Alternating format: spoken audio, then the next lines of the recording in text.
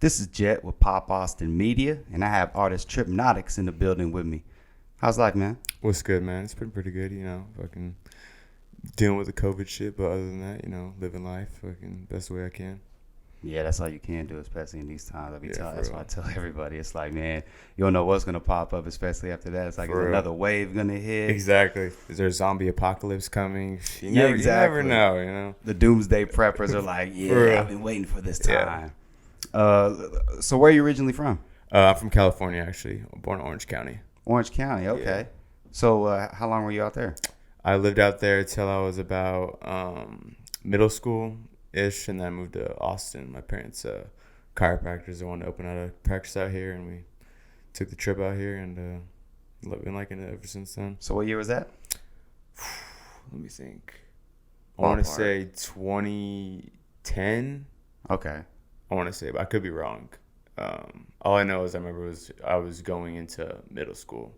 Okay. So it was like a whole new environment. And I remember in California, middle school was 7th and 8th grade, and in Texas it's 6th, 7th, and 8th. So that's gotta be. Yeah. So I was confused. I was like, oh, I'm going to elementary school. No, you're going straight into middle school. Like, wow. So how's that? You're going how's that transition? Especially on top of that, like you got the school, then you got in a new school, in a new state. Definitely weird, especially when coming to Texas. Football is like the big sport out here, and I was a wrestler. And so, coming out here, I got immediately, bullied and picked at because I was a wrestler. And they're all like, oh, you wear a leotard and all this shit, and got into fights and all their bullshit because of that. But, Did you give anybody any headlocks? Oh, yeah, plenty of them. Give them, slam body slams? Every, slumber party or party I'd get invited to as a kid, all the football players there would start calling me out. I'd end up, going against 6 or 7 kids, and at the end of the night I'm like, I come for a slumber party or a freaking 7-man tournament, the fuck. How was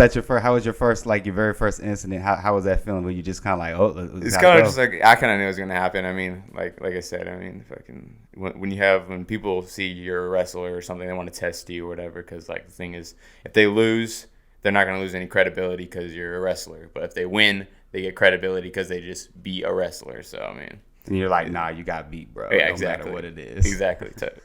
That's crazy. So, I usually got to ask sports growing up. So you never dabbled into football. It was just straight wrestling? So after I got here and after all that, this incidents happened, I was kind of just like, you know what? I'm going to try football out. I know how to do a little double leg takedowns. I could probably tackle some people too. So, I did football for, I'm going to say 4 years, 6th grade through freshman year, and then after that, it was just kind of like, I'm not going to do this in college or my future, so I might as well just, cut it and focus on something else. It takes a toll, man. Yeah, for real.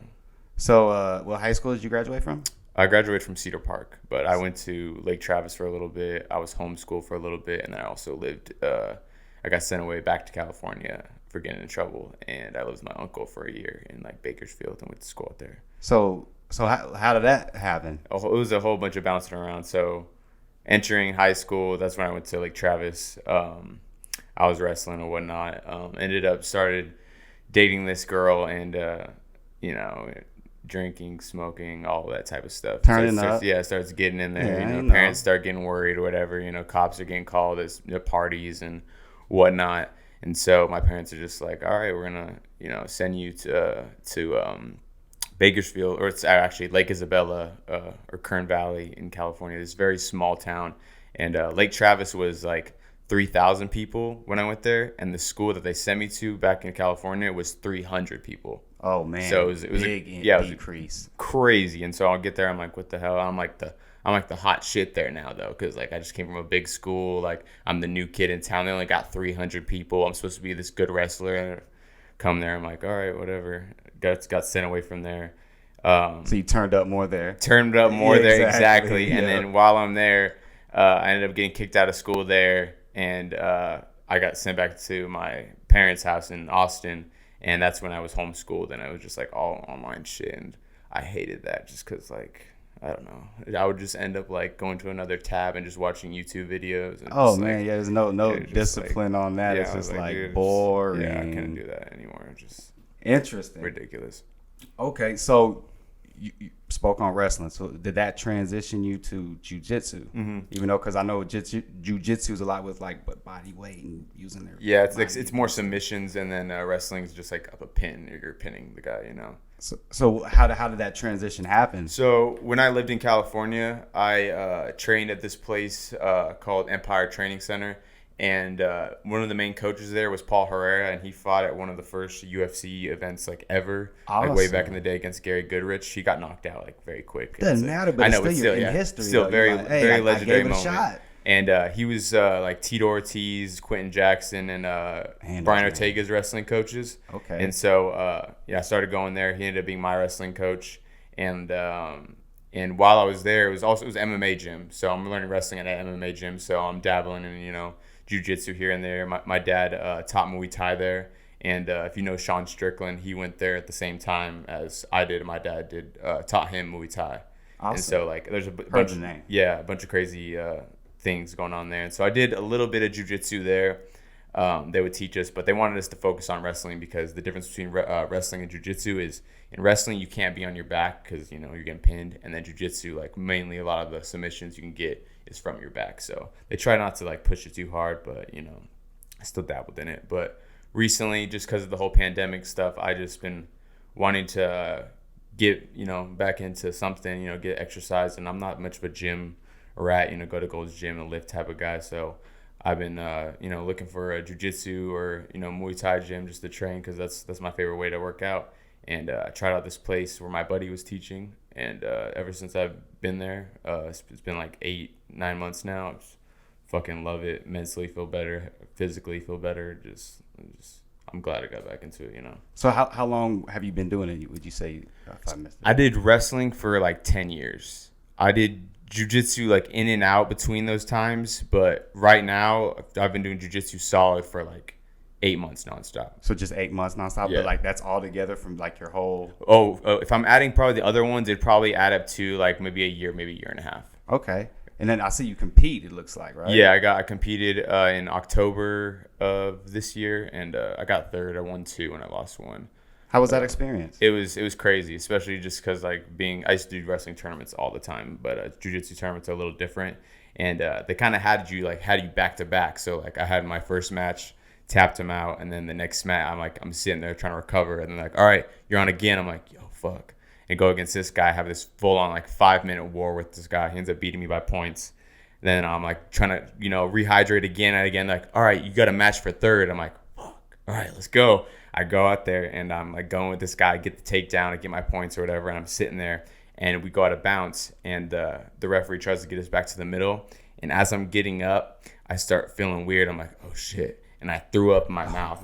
And I'm like, oh, I can't leave the mat, because if I leave the mat, I'm technically disqualified. So I look over at the table and they had a empty water bottle. I opened it up, just closed it. Everybody at the score table is just like, I set it back down. I go back in my position and got back on top. I was like, oh, fuck.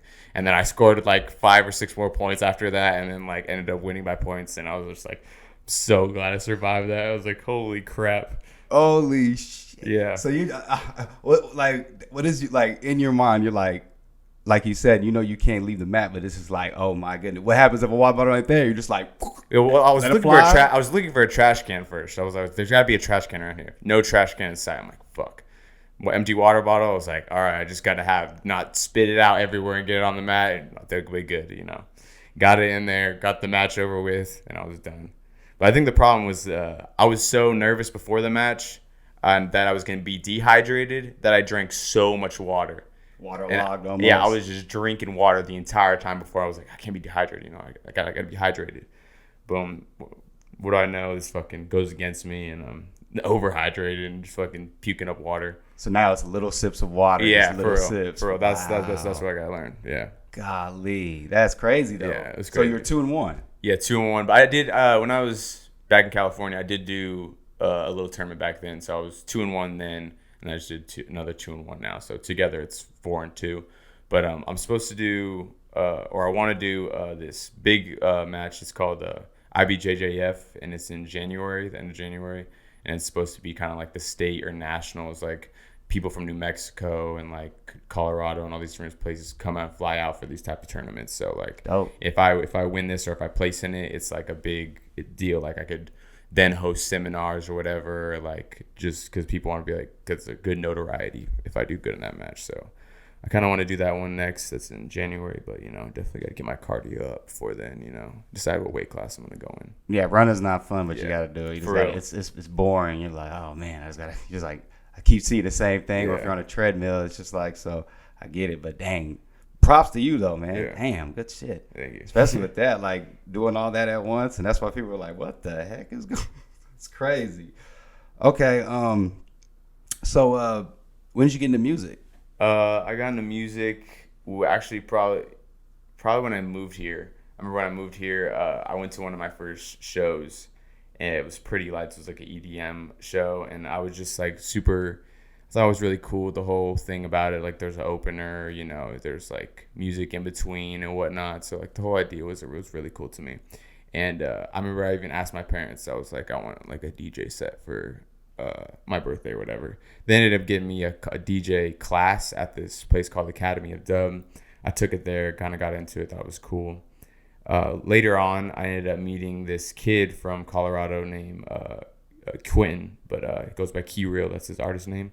And he had his own at-home studio and whatnot, and we'd go over there and freestyle and whatnot, and just pull up a beat on YouTube, whatever, rap over it, just some shit like that. And one day, me and my buddy, we had just gone through like a breakup, and so we're just like, let's go over there and record like some shit. And we went over there, recorded over like an Eminem beat, like this diss track to these girls that just stabbed our heart. They screwed us over. We're heartbroken high schoolers. We're pissed off. We're gonna rap on an Eminem beat about it.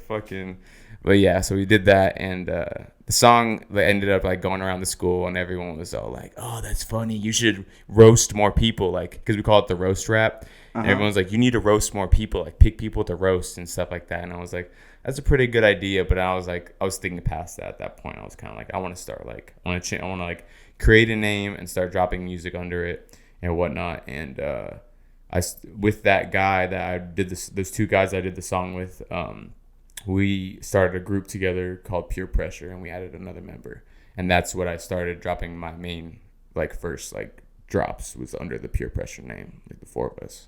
So you were okay, and then were you always Tripnotix? So within that's when I was deciding. I was like, I need my own name, because even though it's a group name, I want to have like my own separate name because eventually I do want to drop solo music. So and you got to have a brand. Yeah, exactly. Yeah. So at first, my name was Narcotic Noah. That was the name I was gonna go. Narcotic Noah. Yeah, and then I had asked a few people. I was like, "Is this a good name?" And they were just like, "No, it's immature, and people are just gonna expect you to rap about drugs all the time." I'm like, "Good point." And then so I think one of my buddies ended up blending the names, going Tripnotix, and I was like, "Whoa, that's actually badass." And they said Tripnotic, and I said, "No, I'm gonna do Tripnotix with the X," and so it's been that ever since. Cool. So and that's crazy. So basically, the music started. You said when you were in school, and you were just like it was just roast shit, right? And you said high school. Yeah. I mean, honestly, middle school would probably be like little lunch table freestyles, but high school is when I was able to record for the first time, and I was I had a friend that already kind of knew music and whatnot, could kind of lead me in the direction that I was wanting to do. So it started when you saw that it started going around the school and it started to catch on. That's when you're I can make something out of this. Yeah, I was I could actually do something serious now instead of just fucking roast rap and maybe actually make a song and have the whole school come go crazy about it. That's dope. That's cool. I like to hear just different ways that people just get into music, right, and different things. It's always something different. You're like, oh, okay, I don't know. It's fascinating. So, who's your inspiration? If you would draw something, where do you get your style from? I would probably say off the rip, probably Kanye and Kid Cudi. Those are two of my favorite artists of all time. I'd probably also say DMX or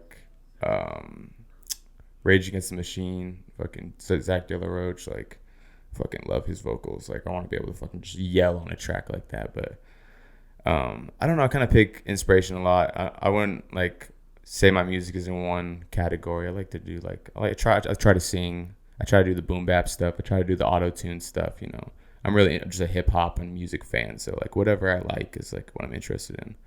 I like weird music like fucking Tame Impala and like Tora Moy, like the trippy weird shit too. So I don't know, anything that's interesting to me. Pretty much anything besides country music. Oh yeah. You can only listen to so much country music. I say, even if there's a country song you're like I can't listen to only so much. And honestly, the only country artist I've ever heard and been like, all right, this is actually kind of fire, is Johnny Cash. The first time I heard Johnny Cash, I was like, what the fuck is this? He was kind of like a rapper, right? He was spitting, bro. He was and he was like spitting his heart out too. And I'm like, dude, this guy's kind of fucking hard. And then I watched the Walk the Line movie. I was like, all right, this guy's hard. This guy's got my respect. Sorry, that's my private jet. Oh yeah, you're good. I'm like, what the heck? Oh, let that pass real fast. Because I'm like, God, dog, that's loud. Almost like that was thunder and lightning. Yeah, airplanes is going live over here, people. Okay, dope. Sorry. Pick back up where you were if you finished. I think you were talking about Johnny Cash. He was spitting. Oh, yeah. And I seen the movie. And after seeing the movie, I kind of gained respect. I was like, all right, this guy's fire. I could like, fuck with this type of country. But other than that, I haven't been very surprised. That's hilarious. So that's dope. So speaking of your, doing, jiu-jitsu and just wrestling really, I saw a post of you as a youngin' with DC, Daniel Cormier. Oh, yeah. And I also saw a little bit, it didn't look like too long ago with 50 Cent. Yeah. Talk about like how you got with them or just meeting them and just the experience meeting those guys. So when I got sent away to California, there was a wrestling program at the school I was at too, so I was wrestling there too. And that night, me and a few of the wrestling buddies heard Daniel Cormier was going to be at Condor's hockey game, and we were all like, "What the fuck?" And this is at the time I think he either had the lightweight title or he was like about to get it. I forgot exactly what the time frame is, but so this is like pretty prime of his career, and so like we went out there. We ended up meeting him, chopping up with him. I'm like the same height as him too, which I'm shocked. I'm looking at him like we're looking eye to eye. I was like, "You're a heavyweight." I'm like, "How are we looking eye to eye?" But yeah, me and my buddies got to meet him and whatnot, and yeah, he was pretty cool and whatnot. I want to do one of his wrestling camps, which is that'd be dope. Looks interesting. He's legit. But then the 50 Cent one is actually funny. It was ACL weekend, I think, or South by Southwest, one of those, and so there's a bunch of celebrities in town. And I see that 50 Cent is at Specs selling bottles of his liquor. And I'm like, dude, I want to meet 50 Cent. And I need a bottle of liquor for tonight. So screw it. I told my girl. Why not? I was like, let's go meet 50 Cent and go get a bottle for a night. She's like, what? And so went over there. He was just there. The line wasn't even that bad, but it's crazy. When I pulled up, they're just like black Suburbans, like all out there. Guys in fucking bulletproof vests. I'm like, damn, they are not playing around over here. Nope. But yeah, I went in there, just got a bottle, said what's up to 50, and they had some funny deals or whatever. It was like if you paid like a certain amount, like a bottle and a bottle of champagne, like a bottle of cognac and champagne, you got to like go to the club with them that night and like party with them and all this like crazy shit. I was like, that'd be interesting. That's fine, exactly. But I heard 50 doesn't drink, which is the crazy he thing. Doesn't. It's weird. I think he trolls. Yeah. Man. I don't know. Yeah, I don't know. I heard he doesn't actually drink, so which would be interesting if he didn't. One question I want to ask too, I forgot. What's the difference, real quick, between like the Cali music scene and like, I guess Austin? Honestly, I wasn't really in the music scene when I was in California. Well, I mean, you've been kind of like dipping in and out. You could kind of see things, right? Yeah. I would say honestly, from what I see and from the people that I know that have been to LA, it just seems like California music is kind of just like more like cloudy, like type of like, I don't even know, like flex music almost. And then like Texas is more like hippie, especially Austin is like this like hipster, weird, like you're gonna hear like some alternative like type stuff. But in like California, it's gonna be all like, I don't even know. I feel like gangster like rap is like really popular out there, like Shoreline Mafia and like that type of stuff. The like, YG stuff. Yeah, like YG, exactly. Yeah. And stuff like that. And then out here, it's more like just like, alternative, like weird, like rap type stuff, which is, I fuck with both. Like I said, I'm a hip hop head all around. Like pretty much every type of rap I listen to when it comes to like mumble rap, lyrical rap, or whatever you want to call it, Cool. What about the show on the 20th? Was it the November 27th you did? Yeah. Talk about that show. Recently. Yeah. So one of my buddies, he threw that show, and it was at this. It was like an art gallery. I've never done a show at this place either before, and it was the whole setup was cool. I'm supposed to have a DJ set there in a few weeks on the 11th, and but yeah, it was cool. They had me going kind of early, but I like kind of going early because it kind of breaks the ice, a little bit. The crowd's kind of like standing there. They're like, waiting for something to happen. You set the tone. Exactly. And so that's what I like to do. And I kind of just ease my way into it. I started it off with just like a slow like song where I'm just kind of like spitting, and then like started working my way into like the harder, like more like intense stuff. And yeah, exactly. And that was one of my last songs, that, and then another song that's like a little more hype. I just played those at the end, just went stupid, and everyone was just like screaming, making noise and shit at that point. And I was like, see, it just like ease my way into it. And I always admired that, like seeing other artists, like especially like seeing other openers. Like I become fans of a lot of artists just going to shows and like seeing them for the first time, being like, yo, like they caught my eye, like I fuck with them now. Like I'm like an avid listener, so I try to do the same thing in my performances. The show aspect matters, like you said, because when you that's honestly my favorite part. Fan off of you, like, or if you didn't like them before, then they can turn you into a fan. You're like shit. Okay, yeah, I've had that before too. I like this person now, for real. So that does matter. So is there any upcoming projects we should look out for? I'm just really dropping singles right now. I'm kind of trying to figure out what direction I want to go to. Like for example, I feel like I'm very versatile. I could do a lot of different styles, so I'm kind of just want to see what people like and whatnot. So I'm just kind of dropping different flavors here and there. I think here coming up, I'm gonna start dropping some more like outside of hip hop type music. Like I have like some like pop records, and I don't know if have you heard of like hyper pop? It's like this weird like animated like type like fast paced music. It's like pop though, and I have some songs that are kind of like in that lane too. And so like I'm just gonna try to throw them out there and see if anybody's messing with that. Okay, that's dope. Yeah. I'll be looking out for that because I like pop. I'm not gonna lie. If you do it right, it's dope. Yeah, you gotta do it right though. Well, awesome, man. It's great having you by. We got a merch pack for you, my man. Live, hell yeah. Oh yeah, candy. My daughter's gonna love this. And then we got some, some shirts. Oh, the tees. Oh shit. Yeah. Oh, live. There we go. Got the small right there for that, and then let's see. It's another tee? Yeah, that's a large. I'm going to put the size. Put the size on there. But. Nice. And the bag too. I'm gonna use the fuck out of this bag because Austin recycles. Exactly. Going to HEB. Yeah, exactly. You gotta bring your own bag. Exactly. On bag. So But where can we find you at on the socials? Instagram is Lil Trippy Main. Twitter Tripnotix with 3 X's at the end. If you use Facebook, Noah Elledge is my government name. I think that's about it. I mean, if you want to check out my music, everything's Tripnotix, all streaming platforms, YouTube, whatever, Awesome. Well, it was great having you by. Great conversation. Hell yeah. We'll be following you, and we'll stay in touch. And for sure. This is Jet. I'm a Pop Austin Media, and I'm signing out. Appreciate this, guys.